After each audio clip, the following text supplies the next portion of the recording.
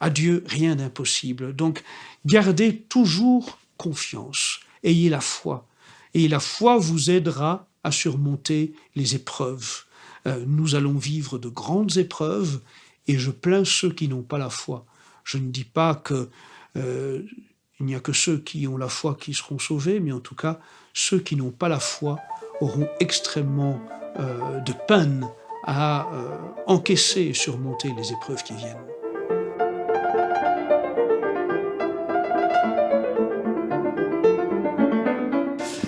Alain Escada, bonjour.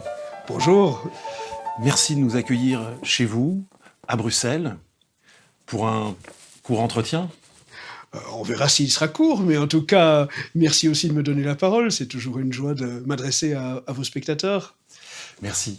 Dans un premier temps, le sujet qu'on voulait aborder avec vous, c'est, disons, l'actualité de la répression, des mouvements de résistance.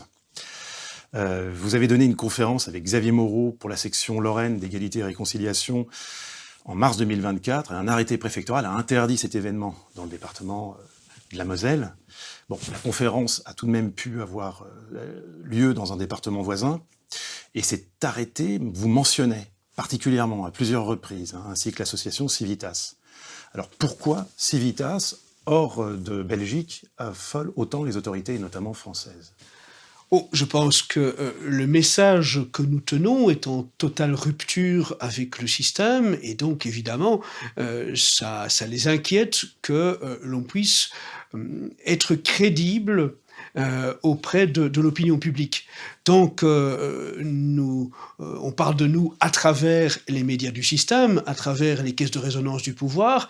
C'est facile de dresser de nous une caricature, un portrait d'épouvantail, un portrait, disons, d'intégristes catholiques qui va croquer les enfants ou en faire des enfants de cœur de façon obligatoire, leur apprendre la messe en latin par coup de trick et que sais-je.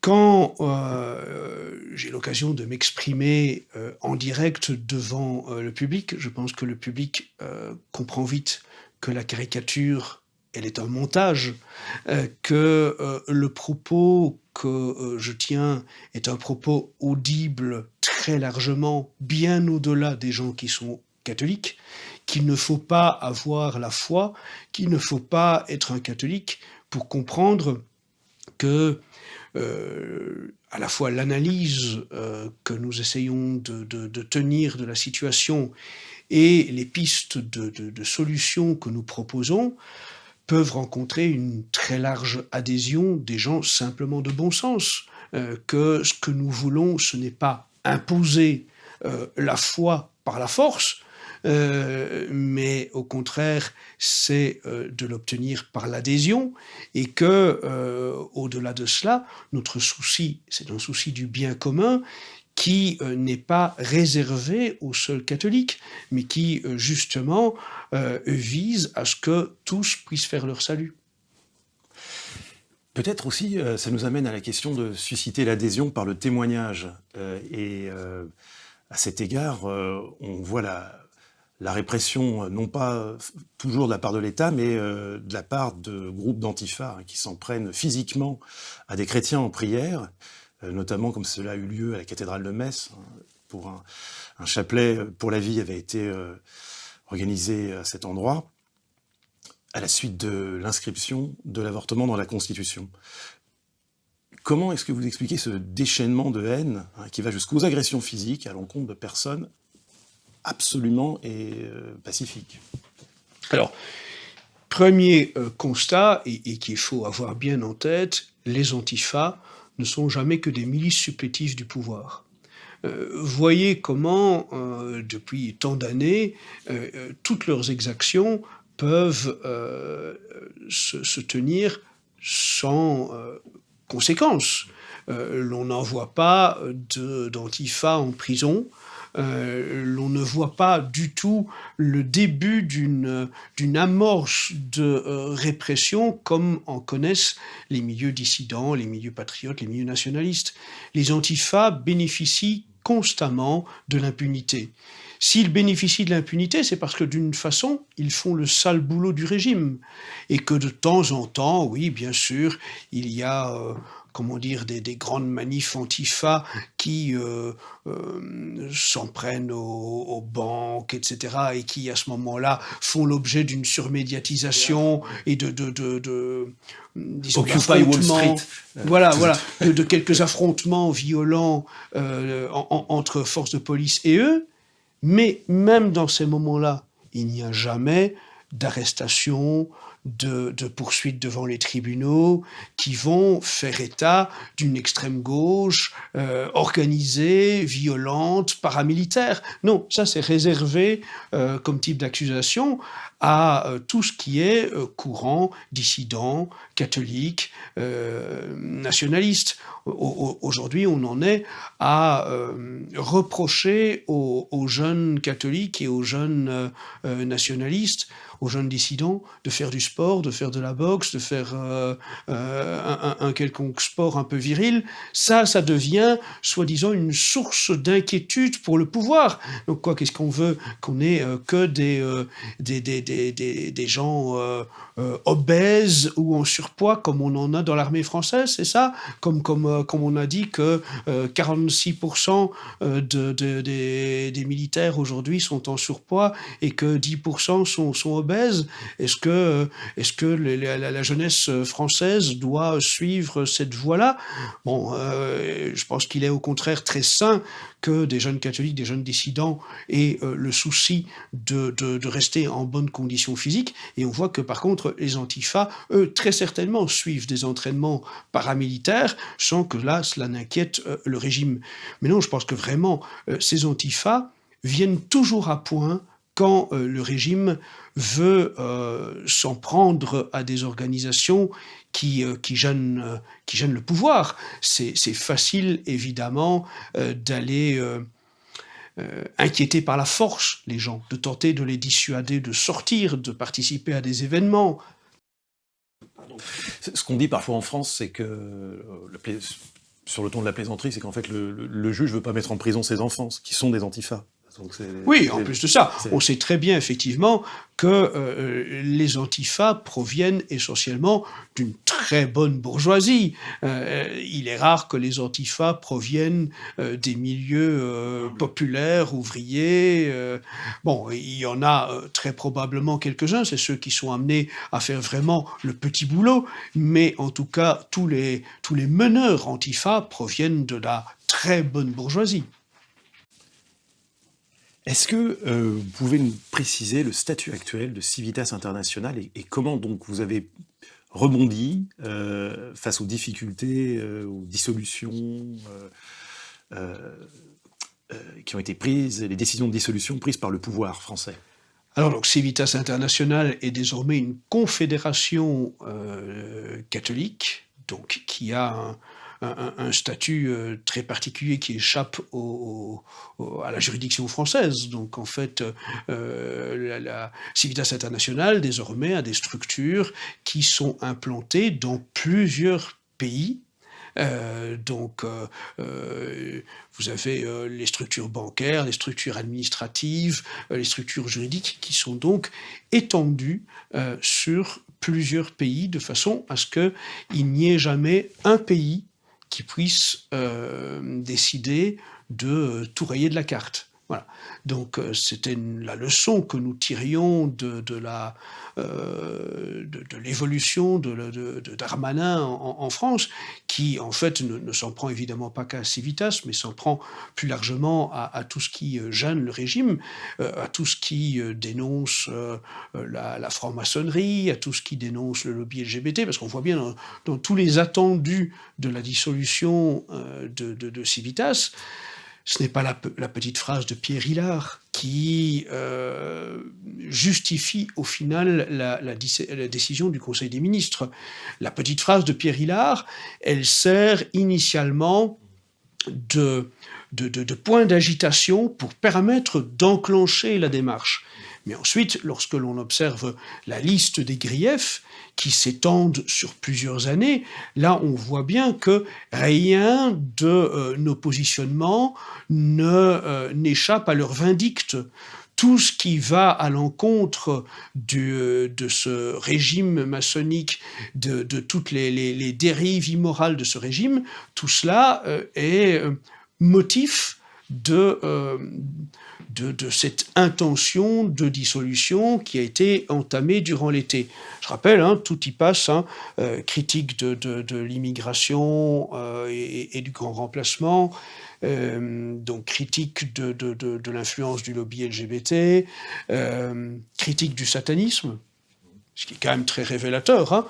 Le simple fait d'avoir dans une conférence lors de l'université d'été dans laquelle s'exprimait également Pierre Hillard, le simple fait d'avoir cité un commentaire qui ne vient pas de moi, une légende d'une photo qui a été à la fois propagée par Lord Rothschild et Marina Abramovich, grande prêtresse sataniste.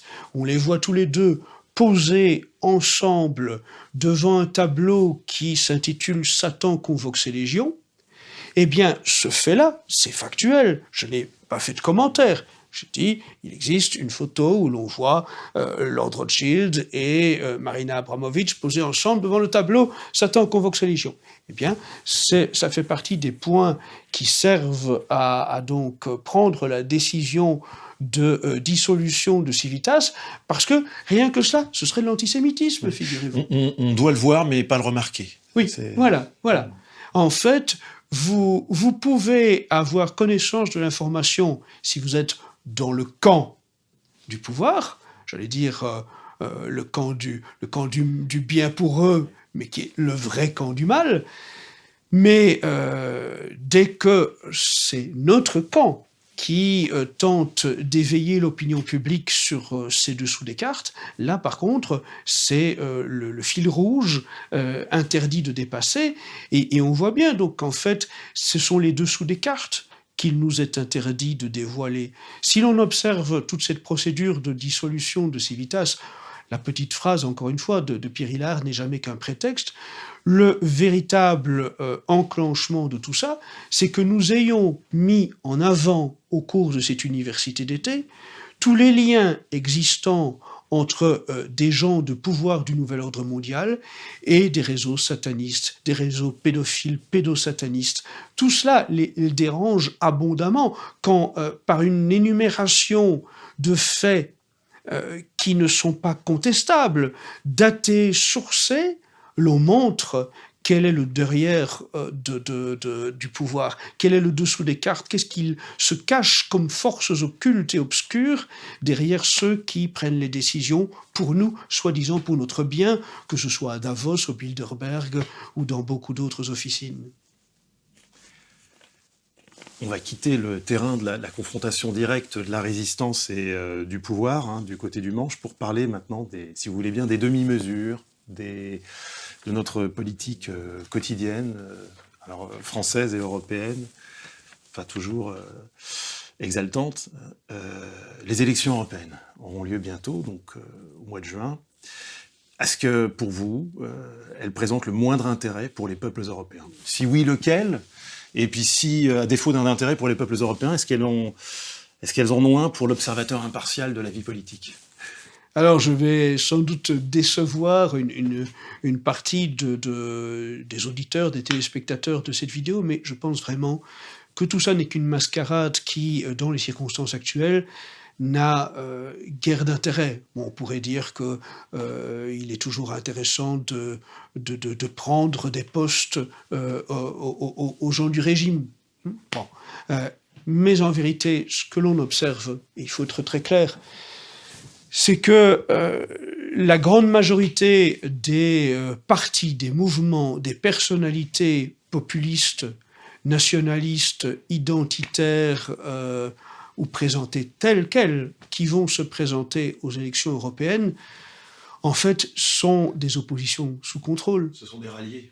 Mais écoutez, je vais donner une illustration. Quand l'on apprend que Jordan Bardella a pour conseiller personnel le docteur Laurent Alexandre en matière d'intelligence artificielle et de transhumanisme, qu'est-ce que l'on peut encore attendre d'une telle formation politique? Quand Jordan Bardella explique aux journalistes que le livre d'Harari fait partie de ses livres de chevet. L'intelligence artificielle, le pouvoir et la conscience des machines, les nouvelles technologies et la collecte infinie des données personnelles posent des dilemmes et je dirais même des périls économiques, éthiques, sociétaux et juridiques sans précédent. Comme l'explique Yuval Harari dans Homo Deus, les évolutions technologiques du XXIe siècle vont pour la première fois de l'histoire de l'humanité conférer aux hommes les pouvoirs des dieux. Mais en quoi est-ce qu'il y a encore une distinction entre Jordan Bardella et Macron? Voilà, Laurent Alexandre est donc un ami commun, c'est la passerelle entre désormais Bardella et Macron. Quand l'on voit que la numéro 2 sur la liste du Rassemblement national, c'est une dame qui a d'abord proposé ses services comme ministre de l'Éducation nationale à Emmanuel Macron et qui, faute d'être retenu dans le casting gouvernemental, devient numéro 2 de la liste Rassemblement national aux européennes, mais en quoi peut-on encore estimer qu'il y a de la crédibilité? Et un phénomène qu'il faut souligner, vous savez qu'aujourd'hui, parmi les députés européens en poste, en ce moment, Iketnung, 1 sur 4 est impliqué dans un scandale, dans un procès, dans une affaire... Au niveau européen, des députés émanant de tous les pays composants. Tout pays et de tout parti. 1 sur 4. Donc ça vous donne une idée du cloaque que cela représente. J'ai passé des heures au Parlement européen, j'ai rencontré beaucoup de députés européens au Parlement européen, j'ai organisé des événements, des conférences, même une exposition au Parlement européen. Je peux vous dire que l'ambiance qui y règne, elle est suffocante, parce que vous voyez là, en fait, une débauche de moyens. Et vous voyez à quel point cela fait tourner la tête à beaucoup de ces élus. Je pense que une grande part y viennent avec des intentions louables, mais au fil du temps, ils sont contaminés par l'esprit qui règne, qui est un esprit de débauche, qui est un esprit de corruption, qui est un esprit d'impunité, le sentiment qu'on fait partie de cette caste du pouvoir qui peut tout se permettre, qui peut mener la grande vie. Et ce qui est terrible, il faut le dire aux téléspectateurs, ce qui est terrible, c'est que ceux qui prétendent incarner le camp national, ceux qui prétendent défendre les petites gens, ceux qui prétendent défendre les gens de nos nations, se comportent exactement comme les satrapes du pouvoir. Ils vivent dans une opulence, ils dépensent l'argent sans compter, ils n'ont aucun souci du bien commun, ils se comportent comme les autres, y compris dans tous les aspects les plus abjects. Et donc, il ne faut rien attendre d'eux. Et penser que parce que la répartition des groupes va changer, cela va avoir une conséquence sur les grandes lignes politiques européennes, c'est un leurre, c'est se tromper. Parce que comme l'a expliqué Attali il y a déjà plusieurs années, quand on n'est pas en mesure, à leurs yeux, les yeux des mondialistes, de bloquer l'émergence des mouvements populistes, identitaires, etc., quelle est la solution? C'est qu'on en prend le contrôle. Et c'est bien ce qui s'est passé. Aujourd'hui, eh bien oui, les mouvements populistes, identitaires, on le voit bien, ils sont sous contrôle. C'est le national-sionisme. Oui, le national-sionisme est désormais partout. Voyez leur position sur toutes les questions géopolitiques, qu'il s'agisse de la question de Gaza, qu'il s'agisse de la question du conflit entre l'Ukraine et la Russie, qu'il s'agisse de toutes les motions. je reviens sur toutes les législations liberticides de ce début d'année 2024. Vous voyez comment se sont comportés les élus du Rassemblement national. Voyez que quand il y a eu le vote à l'Assemblée nationale de la loi qui désormais permet de vous poursuivre pour des propos tenus dans le cadre privé, chez vous, à la maison. Pour lutter plus fermement contre le racisme et l'antisémitisme, Elisabeth Borne présentait en janvier dernier un plan avec des réponses pénales plus fortes. Nous permettrons l'émission de mandats d'arrêt contre les personnes qui dévoient la liberté d'expression à des fins racistes ou antisémites. À ce jour, la loi prévoit 6 mois d'emprisonnement et 22 500 € d'amende pour injure publique à caractère raciste ou antisémite, pour provocation publique à la discrimination, à la haine ou à la violence. La peine peut aller jusqu'à 1 an de prison et 45 000 € d'amende.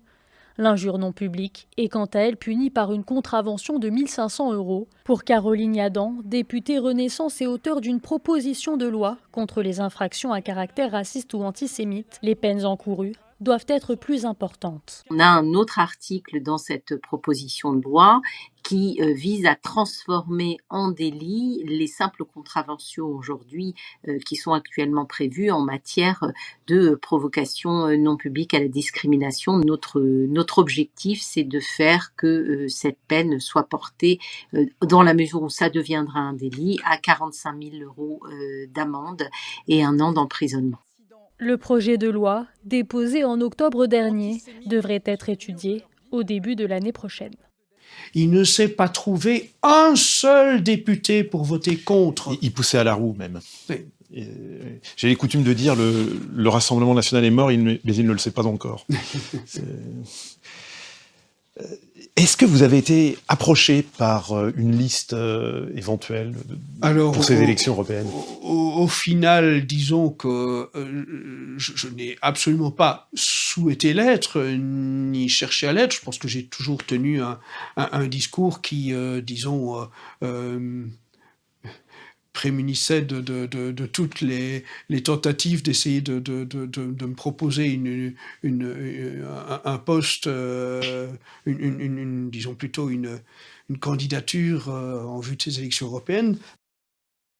Mais j'ai été contacté en somme par la liste des nationalistes d'Ivan Benedetti pour voir si j'étais éventuellement désireux de la soutenir, voilà. Et encore une fois, je ne vais pas briser les initiatives des autres, mais je pense que c'est de l'énergie et de la peine perdue, que c'est une illusion, que dans ce contexte actuel, cela n'a pas de sens. Et c'est la difficulté de faire de ces élections un porte-voix efficace pour... Voyez, on pouvait croire encore il y a quelques années, quand les règles n'étaient pas les mêmes, que même si l'on n'avait pas les véritables moyens d'aller à l'élection, le simple fait de se présenter allait au moins donner une tribune médiatique. En cela, ça c'est effectivement, disons d'un point de vue tactique, quelque chose à saisir. Si le simple fait de se présenter, même sans moyens, vous permet d'exprimer un discours intransigeant... On a connu ça en Belgique. On a connu ça dans différentes circonstances. Mais le système ne se laisse leurrer qu'un temps. Cela a marché il y a plusieurs années. Aujourd'hui, le système sait bien que désormais, tout cela n'est jamais qu'une tentative, entre guillemets, manipulatoire de la part de certains mouvements dissidents, de chercher par ce moyen à obtenir une tribune, et donc vous n'y avez plus droit. En réalité, les verrous se sont nettement renforcés. Le cadenassage médiatique et le cordon sanitaire. Bien sûr, et donc, voilà, quand j'entends certains me dire « oui, mais il faut comprendre, on y va uniquement pour ça », je leur dis « mais vous avez 20 ans de retard ». Et d'un autre côté, la sortie de l'Union européenne, comme on l'a vu avec le Brexit, donne des résultats dans les circonstances qu'on constate, pour le moins décevant pour ceux qui en espéraient le réveil d'un au moins un peuple européen. Ouais, c'est évidemment la leçon. Le Royaume-Uni, évidemment, nous espérions que cela allait donner un exemple, un modèle à suivre, et en vérité, on voit bien que la City avait déjà tout prévu. Et c'est là qu'il faut avoir bien en tête que systématiquement, nos adversaires ont toujours plusieurs coups d'avance. Cela ne veut évidemment pas dire qu'il faut cesser de nous battre, cela ne veut évidemment pas dire qu'il faut abandonner la résistance et ne pas vouloir sortir de l'Union européenne, par exemple. Bien sûr qu'il faut revendiquer la sortie de l'Union européenne, tout comme il faut sortir de l'OTAN.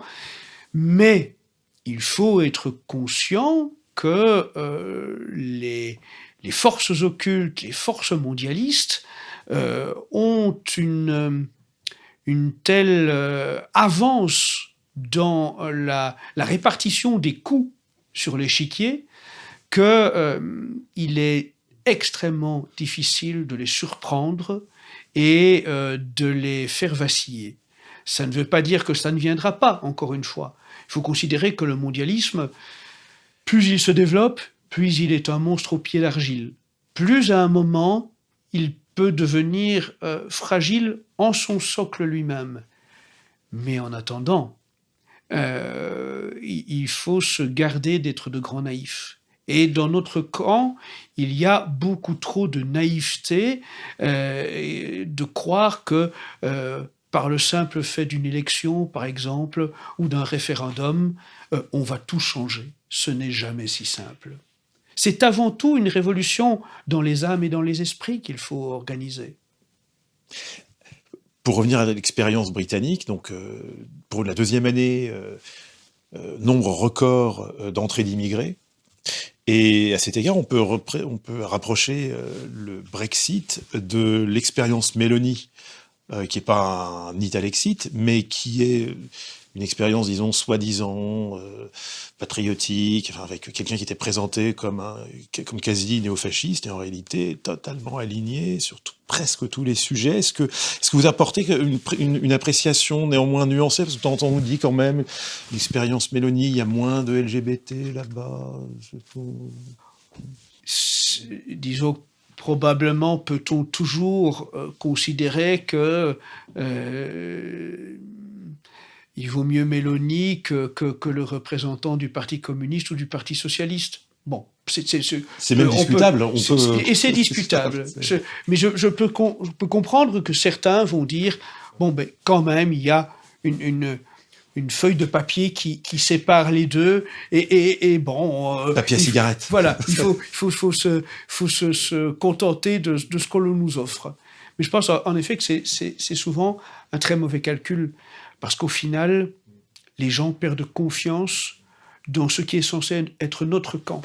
À partir du moment où notre camp n'est plus qu'une pièce de théâtre, à partir du moment où notre camp est composé de comédiens qui jouent un rôle, cette trahison de nos idées, cette trahison de nos principes, cette trahison de nos doctrines fait qu'il sera de plus en plus difficile de gagner la confiance des gens qui cherchent un phare dans la tempête.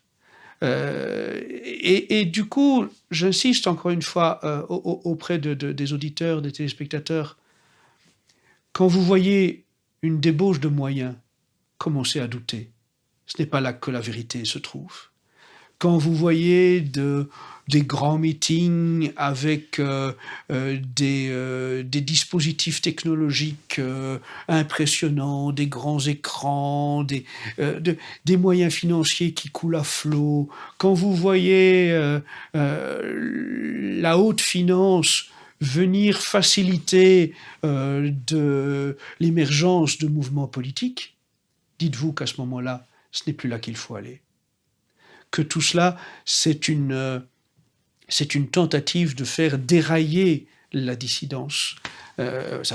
bon, vous comprendrez, je parle évidemment aussi de Zemmour, de Marion Maréchal et de tant d'autres, mais ça vaut dans tous les pays, hein. Ça vaut pour Mélanie, ça vaut en Belgique avec le Vlaams Belang, ça vaut aux Pays-Bas avec tous les mouvements de type Wilders, etc. Vox en Espagne aussi En Espagne, enfin, ça vaut, hélas, de plus en plus partout en Europe.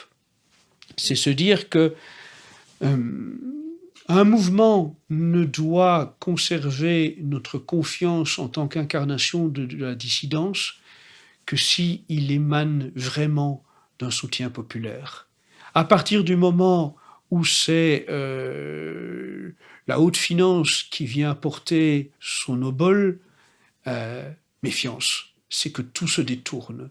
Et au cours des 10-15 dernières années, on a vu comme cela quantité de mouvements qui pouvaient, à un moment, incarner un certain espoir de changement, être phagocytés et être détournés de leurs intentions. Alors, on va faire un excursus, et on reviendra peut-être, mais ce que vous dites me fait penser à une chose, c'est est-ce que finalement, au XXe siècle, il y a eu un seul mouvement populaire, à la fois populaire et on va dire contre-révolutionnaire au sens,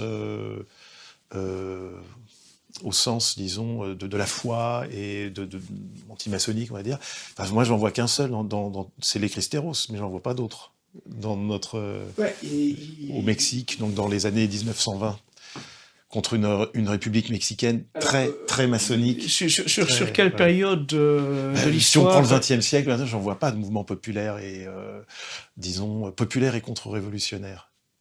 Populaire et contre-révolutionnaire Enfin, populaire et nationaliste, dans le sens de la défense de la tradition, et populaire en même temps. Oui, pas fréquent. Oui. Non, ce n'est pas fréquent. On pourrait penser qu'il y a eu des périodes. Je pense par exemple que le rexisme dans les années 30 en Belgique francophone a eu une démarche à la fois contre-révolutionnaire, populaire, qui a été un beau succès pendant quelques années, qui ensuite, évidemment, par le télescopage avec la guerre, a été voué aux gémonies. Mais si l'on observe les premières années du mouvement rexiste et de son essor, il y a là, à l'origine, une volonté affirmée d'appliquer dans le champ politique l'encyclique Quas Primas, c'était déclaré ainsi, et avec un soutien à la fois du clergé et un soutien populaire qui était impressionnant, puisque dans l'histoire politique belge du XXe siècle, toute période et tout parti confondu sur le XXe siècle, c'est le mouvement rexiste qui a eu le plus grand meeting de tous les temps pour la Belgique francophone. À Lombeek, vous avez eu, si ma mémoire est bonne, 34 000 personnes qui ont assisté en plein air à un meeting. Cela ne s'est jamais vu avant, ça ne s'est plus jamais vu après, quel que soit le mouvement politique dont on parlerait. Donc vous voyez, là ça a été un mouvement populaire avec vraiment cette démarche contre-révolutionnaire assumée, affirmée. L'application dans le champ politique, de l'encyclique Quas Primas, vous pouvez nous en dire un mot ? Ce que ça signifiait, ce que ça voulait dire ? C'est en fait une volonté de rétablir le catholicisme comme boussole dans la vie politique et donc de combattre le libéralisme, de combattre le socialisme, de combattre la lutte des classes, de combattre le pouvoir de l'argent, le pouvoir de la haute finance, et de développer une justice sociale basée sur une vision catholique qui en fait a pour souci le bien commun. C'est le règne du Christ roi, Quas Primas, c'est vraiment l'idée, c'est le règne du Christ roi, et ce règne du Christ roi doit vraiment permettre à chacun le plus humble comme le plus riche, de trouver sa place, pour autant qu'il se mette au service du bien commun, pour autant qu'il y ait un même élan en vue de servir non pas son intérêt personnel, mais le bien commun. On reviendra peut-être sur ces points-là encore. Là, on a fait juste un...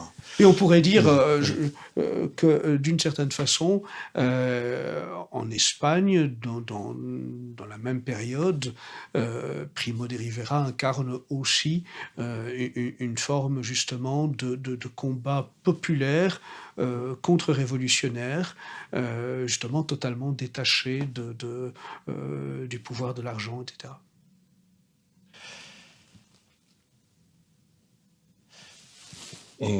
Sans transition, vraiment sans transition, Gabriel Attal. Alors, on n'est pas dans le même registre, pourquoi Gabriel Attal? Parce qu'il a parfois la vérité sort, certaines phrases sont à comprendre à double ou triple entente. Il a dit ceci: on ne peut vouloir sortir de l'Europe sauf à avoir d'autres intérêts, sauf à servir un autre pays, une autre puissance. Parlait-il de lui-même, involontairement? C'est le, vous savez, le livre de Freud, le mot d'esprit et ses relations avec la conscience, c'est incroyable. Qu'est-ce qu'un commentaire sur cette, c'est à la fois, ça tient de la lapalissade, disons qu'en fait, il y a dans la volonté de ceux qui gouvernent la France aujourd'hui l'idée systématiquement de culpabiliser ceux qui ne suivent pas la ligne officielle. On est vraiment dans une démarche orwellienne. Il faut en avoir conscience. Je répète souvent, ce que nous vivons aujourd'hui, c'est la mise en application combinée du meilleur des mondes d'Huxley et de 1984 d'Orwell, avec les nouvelles technologies superpuissantes dont personne n'avait imaginé qu'elles prendraient une telle ampleur.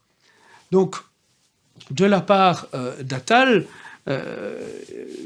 évidemment, c'est toujours cette idée, comme c'est présenté dans le roman 1984, qu'il y a un ennemi qui doit toujours être agité pour que la population reste bien docile à la tyrannie réelle qu'elle subit au quotidien. Et en France, on en est là. On n'a jamais connu un tel régime totalitaire. Il faut quand même utiliser les mots. Hein. Aujourd'hui, on est vraiment dans une démarche totalitaire de la part de la Macronie. C'est un pouvoir qui veut vous surveiller dans le moindre de vos faits et gestes, y compris dans votre vie privée. Et pour que vous acceptiez ce totalitarisme, que vous ne vous révoltiez pas, il faut que l'on vous fasse croire qu'il y a un ennemi extérieur qu'il faut combattre, et cet ennemi extérieur, en le moment, c'est évidemment la Russie. Mais on ne dira jamais rien du fait que plus d'un représentant du pouvoir va lui aussi chercher ses ordres à l'étranger, mais effectivement dans une autre direction. Vous étiez en première ligne lors des manifs pour tous, donc contre le mariage homosexuel, enfin le dit mariage homosexuel. Plus de 10 ans après, on a vu l'avortement constitutionnalisé, la GPA a le vent en poupe, un projet de loi sur l'euthanasie ou aide à mourir a vu le jour. Pour l'instant, c'est un projet de loi. Qu'est-ce qu'on peut entreprendre? Comment faire pour faire contrepoids face à ce rouleau compresseur de ce que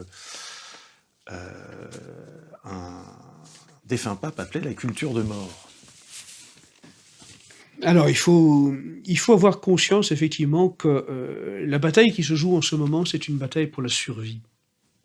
Ça peut sembler difficile peut-être à comprendre pour certains, mais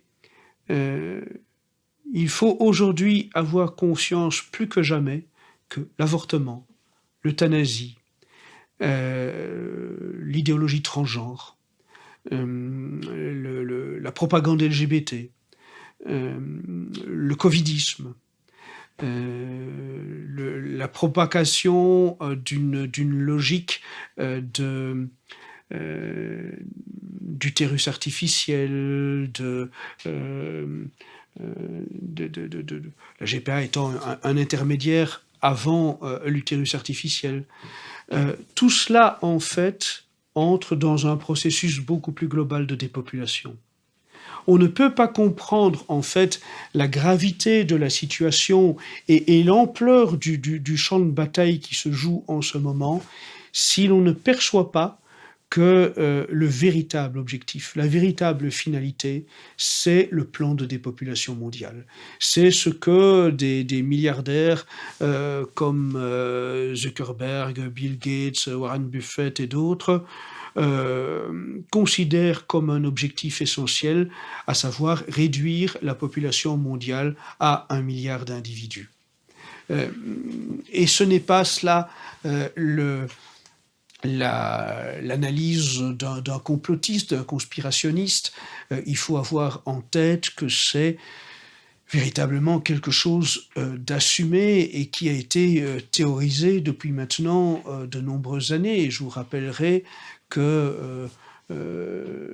une citation du fameux commandant Cousteau. Je pense que beaucoup des auditeurs se souviendront du commandant Cousteau, défenseur des baleines, des dauphins, le bonnet sur la tête, sur son bateau, etc. Personnage qui semblait ô combien sympathique et qui, dans un bulletin de l'UNESCO, je rappelle que l'UNESCO dépend directement de l'ONU, dans un bulletin de l'UNESCO signait un article expliquant qu'il faudrait en vérité, selon lui, idéalement, éliminer 350 000 personnes par jour, mais que ce n'était pas audible. Eh bien, imaginez, il a dit ça en 1991, il a écrit cela en 1991, si ma mémoire est bonne, dans le bulletin de l'UNESCO. Quel serait le chiffre que ces gens-là avanceraient aujourd'hui comme nombre de personnes à éliminer par jour? Mais en vérité, c'est bien cela. C'est véritablement cela l'objectif. Il y a pour eux trop de personnes sur la Terre, et donc la combinaison de toute une série de politiques doit aboutir à ce scénario de dépopulation. Donc la culture de mort, qui effectivement est ancienne, et il faut rappeler d'ailleurs aussi à quel point la culture de mort a des origines qui souvent sont peu avouables, hein. Si l'on se souvient que par exemple le planning familial est né au départ d'une initiative aux États-Unis d'une dame qui, dans les années 20, faisait état avant tout de ces théories dans les milieux du Ku Klux Klan. Hein. Il faut quand même se souvenir que l'origine du planning familial, elle remonte jusque-là, jusqu'à la théorisation. C'était le planning familial pour les Noirs, alors, c'est ça? Eh bien, de fait, dans la vision initiale du planning familial, aux États-Unis, dans les années 20, oui, c'est la réalité difficilement avouable par ceux qui en sont les porteurs aujourd'hui, mais l'idée était bel et bien d'organiser la dépopulation parmi la population noire des États-Unis.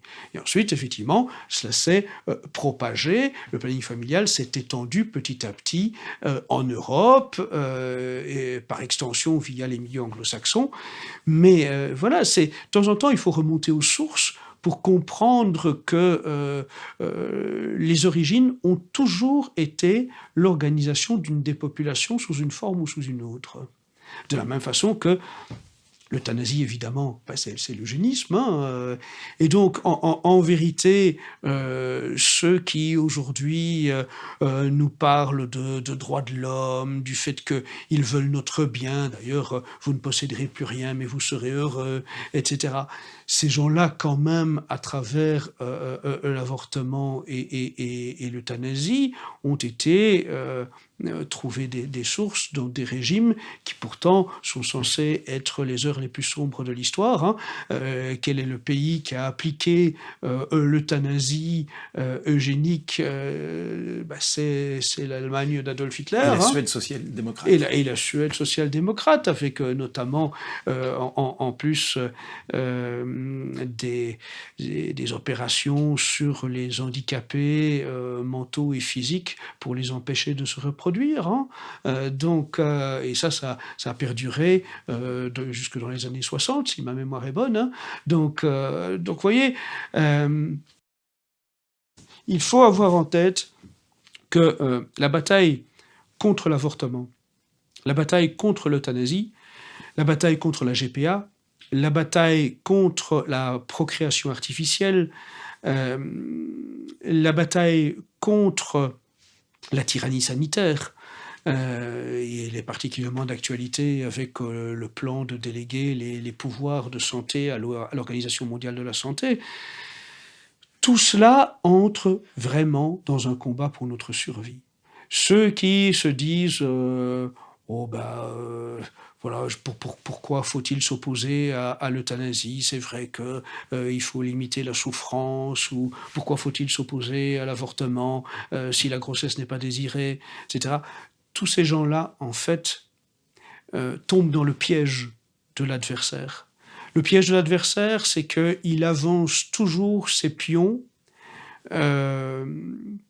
en essayant de trouver une explication acceptable par l'opinion publique. Et à travers l'émotion, à travers le sensible... Il nous dort la pilule. Bien sûr. Et on comprend bien qu'à l'heure actuelle, où la population, l'opinion publique, n'est plus habituée à entendre parler de sacrifice, à entendre parler de souffrance, ou n'est plus habituée à entendre parler d'effort. Évidemment, quand on vient leur dire que l'euthanasie, c'est la façon simple et rapide de ne pas souffrir sur son lit de vieillesse, cela résonne dans la tête de beaucoup de gens qui ne consentent plus aucune souffrance, aucun sacrifice. Mais que ces gens-là comprennent bien que l'euthanasie, ça va bien plus loin que ça. Déjà, je pense que c'est une erreur fondamentale de considérer qu'il faut choisir la mort pour éviter la souffrance. Mais au-delà de cela, l'euthanasie est devenue aussi un combat social. Il faut savoir qu'au Canada, on propose l'euthanasie aux sans-abri, qu'on en est déjà là, où l'euthanasie est désormais un moyen de réduction de la pauvreté, où on propose aux gens qui donc n'ont plus d'avenir de choisir d'entrer dans une capsule qui va leur donner la mort. Cela en dit long sur une société quand on pratique ce genre de politique. Et donc, songez qu'aujourd'hui, aux Pays-Bas, en Belgique, on euthanasie des personnes simplement dans un mal-être psychologique, qu'à une époque où on n'a jamais créé autant de raisons de difficultés psychologiques. 2 ans et demi de covidisme ont particulièrement développé les troubles psychologiques dans la population. Eh bien, quand un pays vous propose sans condition de choisir l'euthanasie simplement parce que vous êtes en situation de mal-être psychologique, encore une fois, c'est quelque chose de totalement inacceptable, mais qui en dit long sur l'état d'une société. Vous savez, en Belgique, on euthanasie il y a eu plusieurs cas assez médiatiques de très jeunes filles, de très jeunes femmes qui sont en parfaite santé physique, qui ont simplement un mal-être momentané. C'est dommage, parce qu'en plus, souvent, elles rataient leur suicide, les femmes. Pardon de l'introduire. Et on va rester dans le registre burlesque, désolé. Alors, au titre des curiosités, donc, mais on est à la même enseigne, la France est le premier pays du monde à avoir créé un poste d'ambassadeur pour les droits des personnes LGBT+. Donc c'est un certain Jean-Marc Berton, qui est le premier ambassadeur LGBT au monde. Ça nous met, nous Français, en porte-à-faux avec quand même les 3/4 de la planète. Mais, je trouve assez amusant, en fait, vous disiez que c'est burlesque, mais de fait, il y a de quoi sourire par tant de bêtises. Parce que la France, Ça n'a pas de sens déjà. ça n'a pas de sens.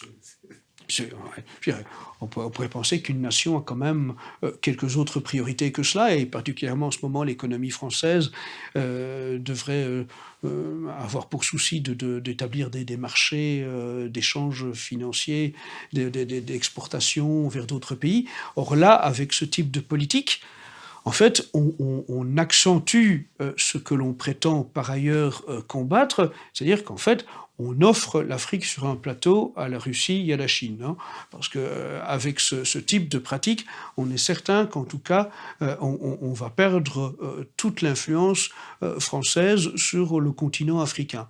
Et donc, voilà, je pense que c'est Vladimir Poutine qui doit remercier la Macronie d'avoir de telles puissantes idées. Hein. C'est quand même assez extraordinaire. Bon, on peut remettre ça en corrélation avec la petite phrase que vous aviez citée tout à l'heure de Gabriel Attal, hein, mais finalement, s'il s'agissait de réduire l'influence de la Russie dans le monde, c'est pas comme ça qu'il fallait s'y prendre. Hein.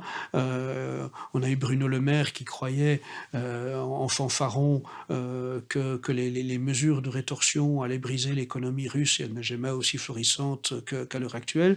Et on voit que maintenant, en matière de relations internationales, eh bien oui, l'obsession LGBT qui caractérise un grand nombre des membres de ce gouvernement, elle a tout pour offrir effectivement le continent africain dans les bras de la Russie. D'ailleurs, on se souvient aussi d'une couverture d'un journal marocain, si ma mémoire est bonne, suite à la désignation de Gabriel Attal comme Premier ministre.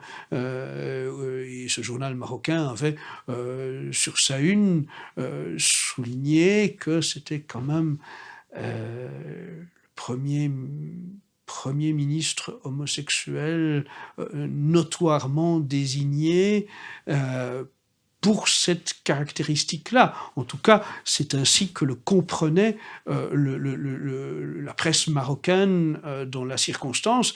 Elle considérait que c'était cette caractéristique-là qui avait été essentielle pour le choix du Premier ministre. Et donc, si c'est la réalité, à ce moment-là, les Français ont des soucis à se faire sur le choix des ministres. Effectivement, en ce moment, on ne sait plus qui ne l'est pas. Alors malgré tout cela, on sent que, à certains signes, que ce mouvement s'essouffle. Ces initiatives ont l'air de plus en plus folles, hein, d'un côté, c'est vrai, et en même temps, il est de plus en plus dénoncé par des personnes, disons des hommes de l'art, c'est-à-dire des psychologues, des pédopsychiatres, des gens qui constatent au quotidien les suites très très néfastes, catastrophiques, par exemple du transgenrisme, ces choses-là. Est-ce qu'il n'y a pas un essoufflement? Quel avenir vous voyez à cette idéologie et du fait de ces contestations, même lorsqu'elles sont très limitées, hein, de la culture de mort? Je pense que si on pense à l'idéologie transgenre, l'idéologie du genre, effectivement, elle est désormais battue en brèche. On voit bien que plusieurs pays qui ont été, disons, à l'avant-garde de législation permettant le changement, le dit changement de sexe, ou en tout cas les opérations chirurgicales sur des mineurs, en reviennent et désormais interdisent ce type de démarche. Et donc on voit bien que dans plusieurs pays, le processus, effectivement, c'est la marche arrière, et que du coup, par ricochet, d'autres pays qui se posaient des questions choisissent de ne plus avancer vers cette direction de promotion de l'idéologie du genre. On voit bien aussi qu'aux États-Unis, plusieurs États dans une situation fédérale, plusieurs États choisissent d'interdire la propagande de l'idéologie du genre. Le danger, c'est qu'en France, on a affaire à des idéologues et qui donc, contre vents et marées, contre toute évidence, vont, je pense, encore accentuer la radicalisation de leur propagande. Chez Macron, il y a, et son entourage, il y a un côté dernier carré qui veut jusqu'au bout être dans la folie radicale de leurs idéologies mortifères, mondialistes et cosmopolites. Tout cela fait partie d'un même ensemble. Encore une fois, c'est une vision très mondialiste. C'est une vision qui correspond à une déstructuration de tout ce qui fonde une société, une civilisation. Ils veulent une société sans Dieu, sans patrie, sans famille. Ils veulent même que l'humanité soit défigurée, que l'homme ne soit plus un homme, que la femme ne soit plus une femme, et demain que l'homme soit une machine, soit un homme augmenté. Et je pense qu'ils sont vraiment dans un processus de folie. Et que aucune évidence, fût-elle l'addition de catastrophes, ne viendra les détourner de cette folie. Ce sont des gens qui ont perdu pied dans la réalité. Vous avez parlé d'hommes augmentés, et tout à l'heure, avant de démarrer l'entretien, on évoquait le livre de Bernanos, La France contre les robots. Et vous vouliez en dire un mot. Oui, parce que je pense vraiment que s'il y a un livre à mettre en avant par rapport à beaucoup de points d'actualité, c'est effectivement cet ouvrage de Bernanos qui a été extrêmement visionnaire. La France contre les robots, elle offre une analyse extrêmement pertinente sur notre société d'aujourd'hui. La robotisation, elle a démarré elle a été théorisée dans le début de ce XXe siècle, et aujourd'hui, on en voit vraiment tous les effets destructeurs. Si vous voyez la mobilisation paysanne aussi importante, et pas simplement en France, parce que les médias mettent une chape de plomb sur l'information, mais en vérité, la révolte paysanne est étendue dans toute l'Europe. Les paysans sont aussi bien mobilisés en Grèce, en Pologne, en Allemagne, en Belgique, aux Pays-Bas, en Italie, en Espagne, au Royaume-Uni. Donc partout, il y a cette conscience de la paysannerie qu'elle est en train, la vraie paysannerie, de disparaître. Pourquoi est-elle en train de disparaître ? En grande partie à cause de la mécanisation, en grande partie à cause de la robotisation. La vraie paysannerie, c'est un travail naturel de la terre qui se fait à une échelle familiale. C'est une exploitation à taille humaine où l'on vise non seulement à nourrir sa famille, mais ensuite à produire des aliments sains ou à élever du bétail dans de bonnes conditions pour vendre cela à une population locale, nationale. À partir du moment où les enjeux sont devenus de développer non plus une paysannerie, mais des exploitations agricoles au service de grands consortiums et de multinationales, où l'on a donc entrepris de déposséder les vrais paysans de leurs terres pour accaparer les terres agricoles pour de grands consortiums. On a donc entrepris une mécanisation de l'agriculture, une robotisation de l'agriculture pour produire avec un rendement colossal, et on a donc détruit la paysannerie.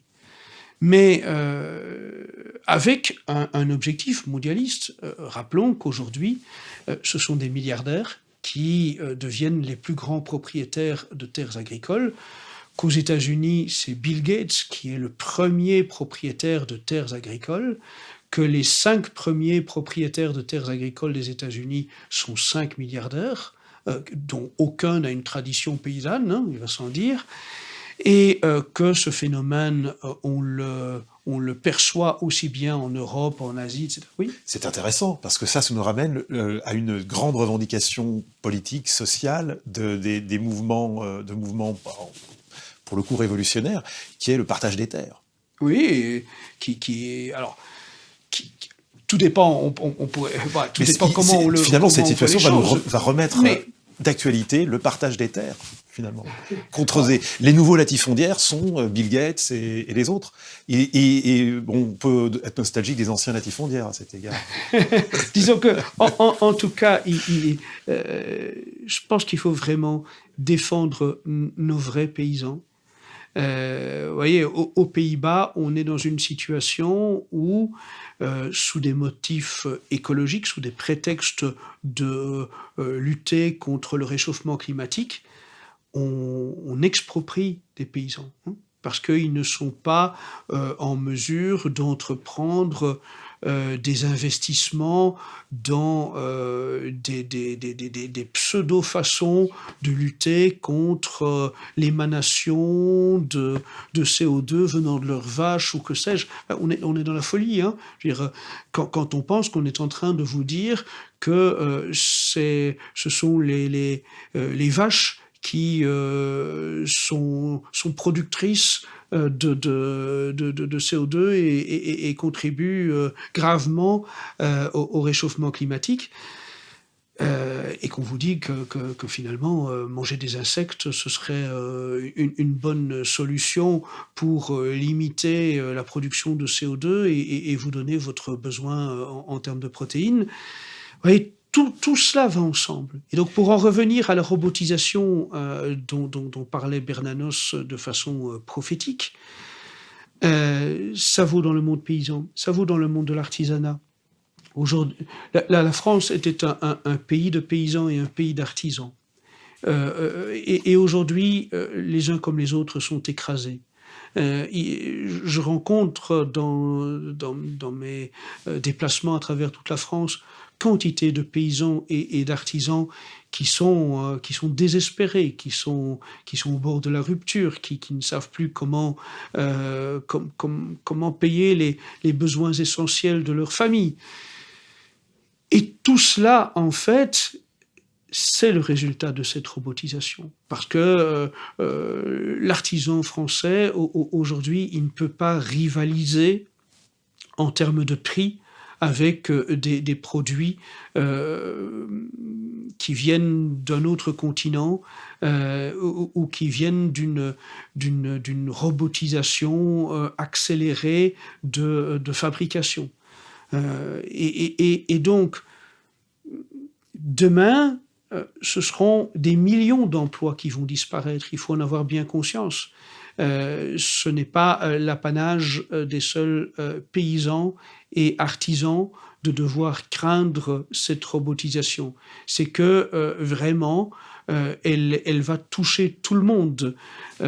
Songez que même les journalistes peuvent commencer à s'inquiéter, puisqu'on a vu aux États-Unis la première chaîne de télévision d'information entièrement présentée par intelligence artificielle et images de synthèse, sans plus aucun présentateur authentique. Eh bien, voilà, hein, même les gens de la caste peuvent commencer à avoir des sueurs froides. Demain, on aura une justice qui sera rendue par intelligence artificielle. La fabrication automobile se fait de plus en plus essentiellement par robots qui assemblent les pièces. C'est une folie qui se fait contre l'homme.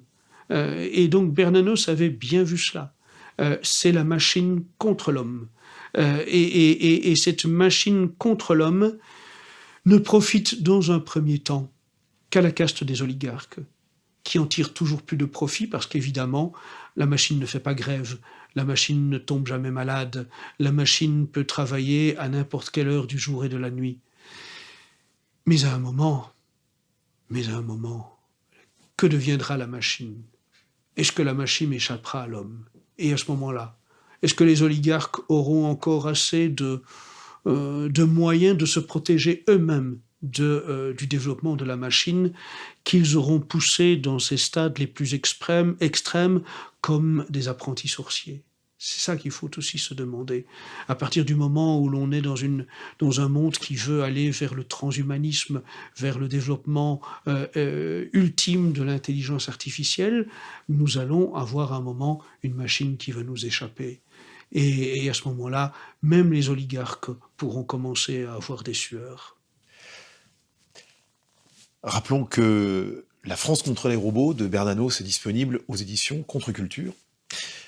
Éditions Contre-Culture auxquelles sont édités 2 livres que vous vouliez aussi nous présenter, et Oui. que nous avons sous la main. Oui, absolument. Mais je voulais profiter de votre présence pour mettre en valeur 2 ouvrages. Alors, Les modérés d'Abel Bonnard, je pense que vraiment c'est un ouvrage d'actualité. Dans nos milieux, on ne voit que trop les effets des modérés. Vous voyez, c'est que il devient de plus en plus difficile de rencontrer des dissidents qui assument leurs idées, qui choisissent de parler vrai, de parler avec franchise. Alors bien sûr, cela coûte de plus en plus cher de parler vrai.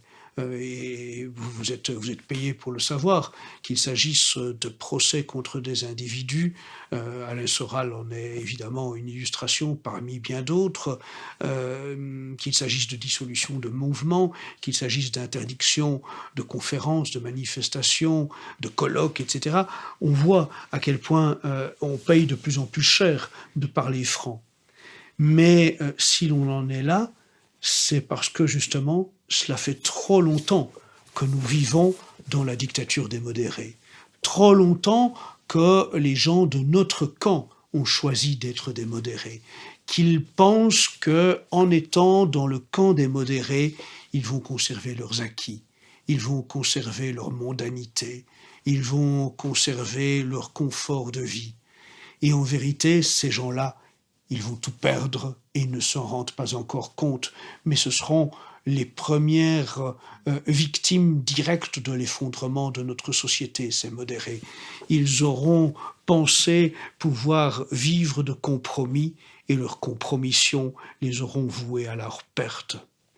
Et puis, un autre ouvrage, évidemment, qui est intemporel, mais que je conseille à vos lecteurs, c'est Le procès de Jeanne d'Arc de Robert Brasillac.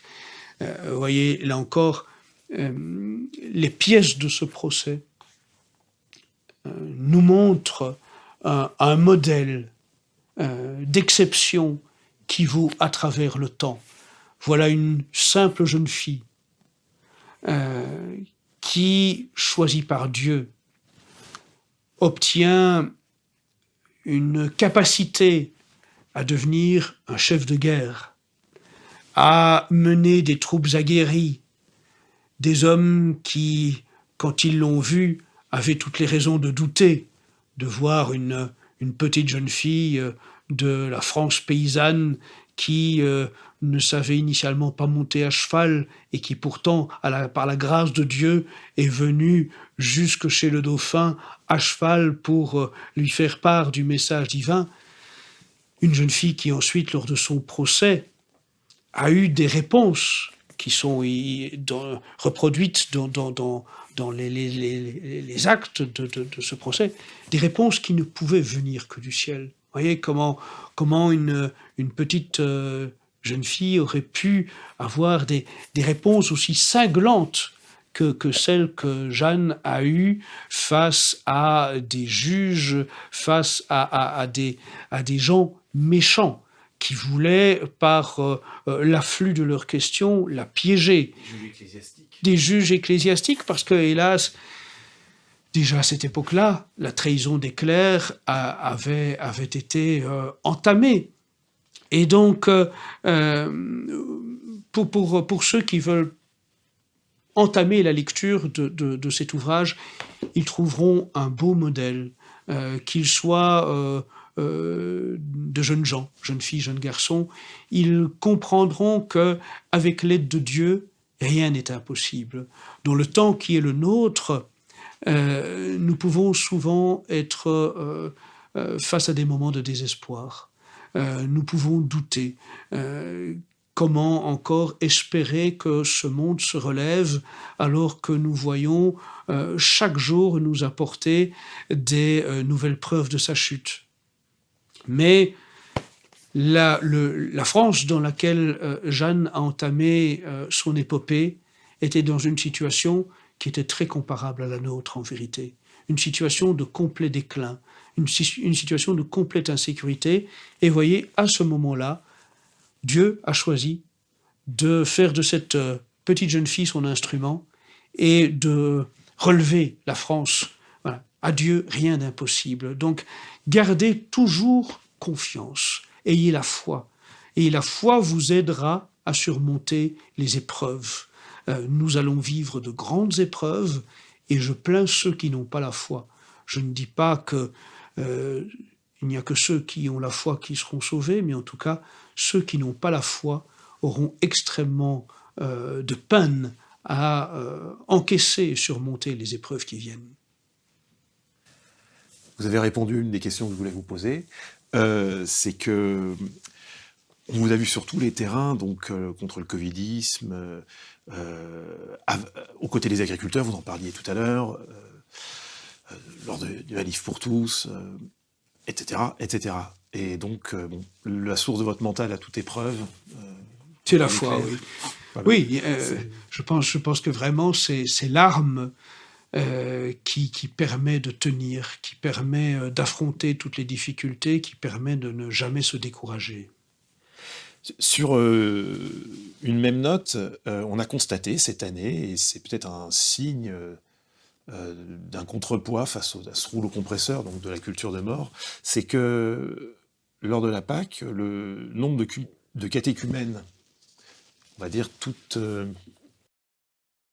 obédiences confondues, et là j'aime pas employer ce mot-là, mais bon, en tout cas chez les catholiques, avait atteint un record. Est-ce un signe des temps? Comment faut-il l'interpréter? Je pense que c'est en tout cas un grand signe d'encouragement. Voir autant de catéchumènes surgir, quelle que soit l'Église dans laquelle ils ont fait leur entrée dans la famille catholique, cela traduit que malgré tous les efforts de ceux qui nous gouvernent pour déchristianiser la société, la soif spirituelle est toujours plus intense. Et je pense que plus nous nous enfonçons dans un monde déchristianisé, plus nous voyons une société être complètement déboussolée, plus en réalité il y a cette recherche de Dieu, cette recherche de spiritualité. Les gens ont besoin naturel de Dieu. C'est quelque chose que nos gouvernants sous-estiment, mais en vérité, c'est un besoin naturel de Dieu que d'ailleurs à la Révolution française, les révolutionnaires avaient rapidement compris, puisque au Dieu des catholiques, ils ont opposé la déesse raison. Et donc c'est bien par compréhension que, en fait, l'homme ne peut pas rester sans religion. Oui, l'homme corps et âme. Et alors, on va revenir au corps, juste un tout petit peu, et association d'idées peut-être, au corporatisme. Alors, il y a quelque chose quand même sur lequel je sais que parce que je sais que vous défendez cette approche, disons, de la question sociale, on va dire, des rapports de classe, etc.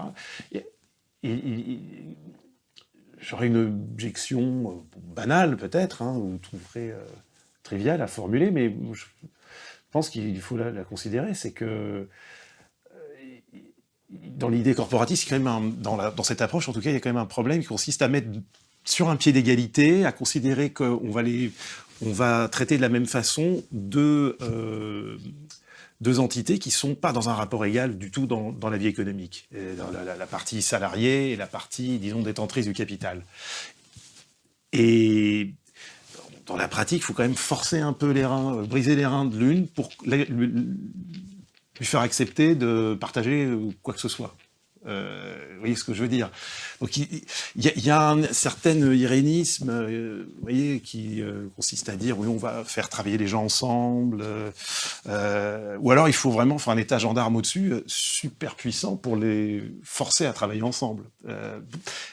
Comment on surmonte ces impasses ou ces Alors, le déjà, terme est peut-être oui. tout dépend à quel type de corporatisme l'on se réfère. De fait, il y a le corporatisme, disons, mis en place à l'époque médiévale, qui donc a duré jusqu'à la fin de l'Ancien Régime, lorsque la loi Le Chapelier l'a interdit. Et ensuite, il y a les corporatismes, disons, qui ont été recomposés au XXe siècle, qu'il s'agisse du corporatisme en Italie ou du corporatisme au Portugal notamment, qui ont conduit à la représentation d'assemblées parlementaires dans laquelle siégeaient les représentants des corporations. Ce sont bien deux formes de corporatisme, mais ce ne sont pas les mêmes formes de corporatisme, et donc vraiment tout dépend de laquelle on parle. En sachant que de toute façon, aucune n'est parfaite. Ce sont des structures humaines, donc elles ont toujours à un moment ou l'autre des caractéristiques qui sont améliorables. Mais disons, il me semble que le corporatisme à l'époque médiévale, et qui a perduré jusqu'à l'Ancien Régime, pardon, est la forme la plus intéressante, plus que celles qui ont été reproduites au XXe siècle. Parce que elles ont vraiment illustré à ce moment-là de façon beaucoup plus efficace l'adéquation d'intérêts entre les membres d'une même catégorie professionnelle. Parce que à la fois les patrons et les plus nantis d'une même catégorie professionnelle avaient bien conscience que c'est en défendant un intérêt commun qu'ils allaient tous pouvoir avancer. Et que si au contraire on cherchait à mettre en avant les intérêts de l'un contre les intérêts de l'autre, ils allaient tous connaître le déclin. Ils n'ont pas eu pour cela le besoin d'être représentés dans des assemblées parlementaires, comme ça a été le cas au XXe siècle. Je pense que là, effectivement, ça commence à être quelque chose de plus complexe, avec plus de désavantages. Ça peut s'entendre. Je pense que dans la démarche initiale, il y avait quelque chose qui partait d'une bonne intention, mais ensuite, cela devient vite quelque chose de complexe à maintenir dans une direction qui va être vraiment conforme à l'origine. Toute structure humaine, la difficulté, c'est de l'empêcher de dévier de sa source, de son idée originale, parce que, inévitablement, l'homme étant ce qu'il est, à un moment ou l'autre, il va y avoir un individu qui, lui, va perdre le souci du bien commun et va voir des intérêts personnels. Donc ça, hélas, c'est une constante quasiment de l'histoire de l'humanité dans toutes les circonstances. Mais en attendant, le corporatisme, c'est tout de même me semble-t-il, une réponse efficace à la lutte des classes. Une réponse efficace à un nécessaire souci d'harmonie et de bien commun. Voilà, je pense que vraiment c'est quelque chose qu'il faut toujours avoir en tête. Le monde divisé, le monde qui oppose les uns aux autres, c'est un monde qu'il faut combattre. À partir du moment où on veut nous opposer les uns aux autres, il faut déjà se méfier. C'est le monde de Satan. Mais il faut un pouvoir civil fort, un pouvoir qui est capable d'arbitrer, éventuellement de... Oui. Alors, mais là, on est bien d'accord. Et de toute façon, qu'il s'agisse de l'époque médiévale ou qu'il s'agisse des différents pouvoirs qui ont réinstauré le corporatisme au XXe siècle, c'était des pouvoirs qui étaient forts. Voilà, hein, la France médiévale, enfin l'époque médiévale ou l'Italie ou le Portugal des années 30, c'était des pouvoirs qui savaient prendre des décisions. Voilà, qu'on aime ou qu'on n'aime pas, mais des pouvoirs qui savaient faire preuve d'autorité. Ben, c'est indispensable.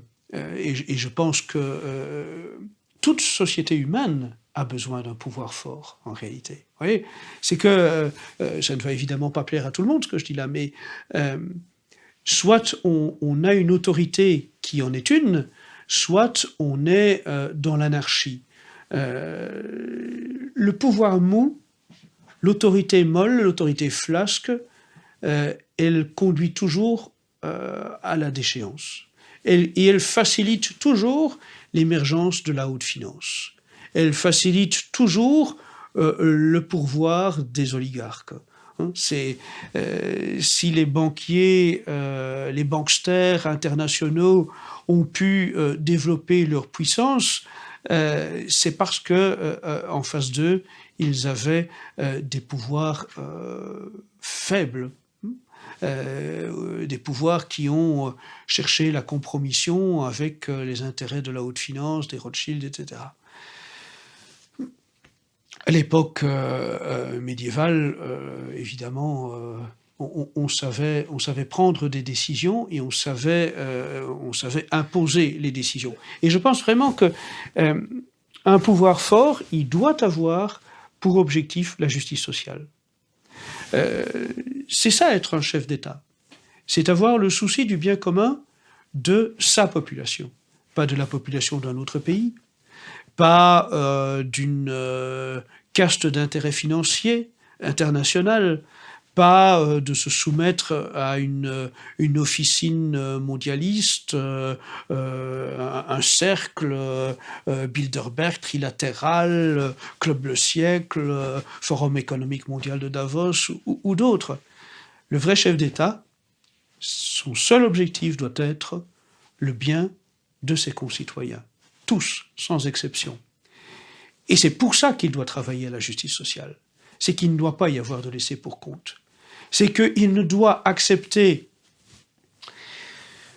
d'accueillir des populations étrangères que quand il n'y aura plus de pauvres Français en France, que quand il n'y aura plus de Français qui dorment dans la rue en France, que quand il n'y aura plus de Français qui vivent dans un taudis en France. À ce moment-là, on peut commencer à faire de l'accueil. Mais tant qu'il y a une famille française qui vit dans la misère, le vrai chef d'État français soucieux de bien commun, il doit d'abord faire ce qu'il faut pour que cette famille française retrouve une vie digne. C'est ça l'être un chef d'État.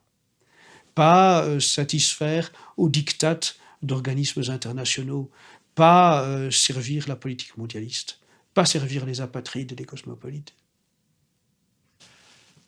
Alain Escala, merci. Avec plaisir.